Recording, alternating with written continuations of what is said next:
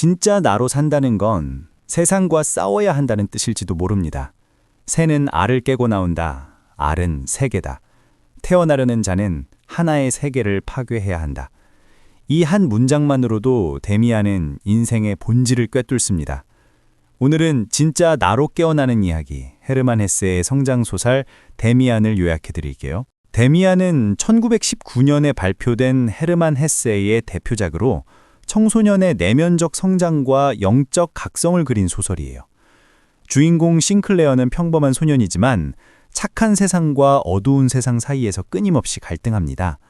그때 나타난 인물, 데미안은 그에게 세상을 새롭게 보는 법을 가르치죠. 너는 네 안의 진실을 따라가야 해.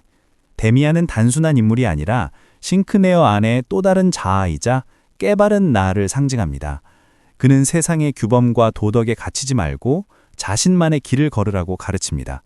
이 작품은 단순한 성장소설이 아니라 진짜 나를 찾아가는 정신적 성숙의 여정입니다. 불량배의 프란츠 크로머의 협박으로 싱클레어는 악의 세계에 발을 들이고 고통받죠. 그때 신비로운 소년 막스 데미안이 나타나 싱클레어를 구원해줍니다. 그는 싱클레어에게 카인과 아벨 이야기를 기존의 도덕적 관점과 다르게 해석해줍니다.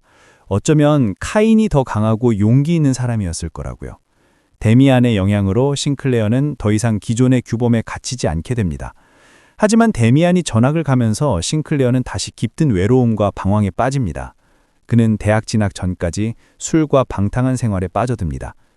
그러던 어느 날 우연히 베아트리체라는 이상적인 여인을 만나게 됩니다.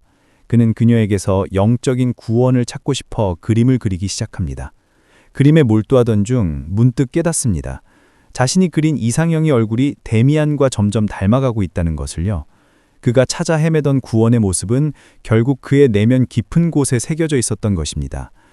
우연히 데미안에게서 온 쪽지를 받게 되죠. 쪽지의 핵심 메시지는 새는 알에서 나오려고 투쟁한다. 태어나려고 하는 자는 하나의 세계를 파괴해야 한다. 그 새는 신에게로 날아간다. 그 신의 이름은 아브락사스다. 아브락사스는 데미안이 말하는 선과 악, 밝음과 어둠을 모두 포용하는 신을 말합니다.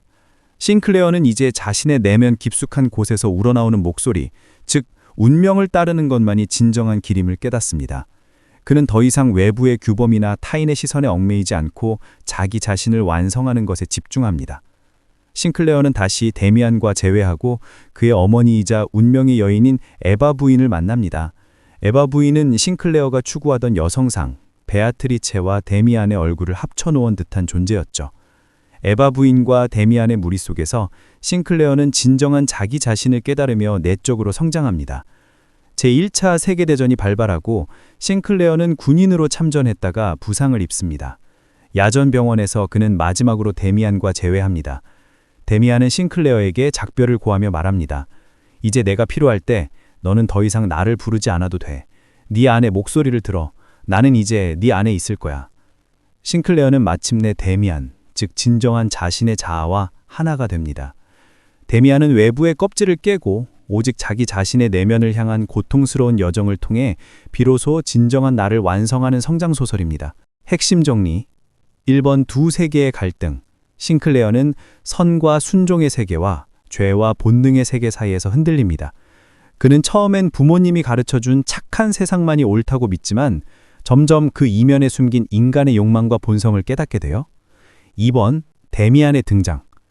데미안은 신비롭고 지적인 친구로 싱클레어에게 남들이 만든 선악의 기준을 의심하라고 말합니다. 그는 악도 삶의 일부이며 진정한 인간은 그 양면을 모두 인정해야 한다고 가르치죠. 즉, 선과 악의 이분법을 넘어선 통합된 자아가 되어야 한다는 겁니다. 3번 아브락사스의 상징. 작품에 나오는 신 아브락사스는 선과 악이 공존하는 존재예요. 이 신은 인간 내면의 모든 면을 수용하라는 상징이죠. 싱클레어는 이를 통해 순수한 착함이 아니라 있는 그대로의 나를 인정하는 법을 배웁니다. 4번 자기 탄생의 과정. 결국 데미안은 알을 깨는 이야기입니다. 알은 기존의 세계, 부모의 가치관, 사회의 틀을 의미하죠. 그 알을 깨고 나올 때 비로소 우리는 남이 만든 나가 아닌 스스로 만든 나로 다시 태어납니다. 핵심 메시지. 데미안은 선과 악을 넘어 진짜 나로 깨어나는 이야기입니다.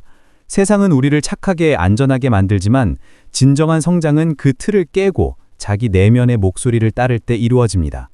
실생활 적용. 이 책의 메시지는 지금 우리에게도 깊게 와닿습니다. 우리는 늘 이게 옳아, 그건 틀려 라는 기준 속에 살죠. 하지만 진정한 성장은 그 경계를 넘어설 때 일어납니다. 다른 사람의 기대나 사회의 틀에 맞춰 살지 않고 내 안의 목소리에 귀 기울여야 합니다.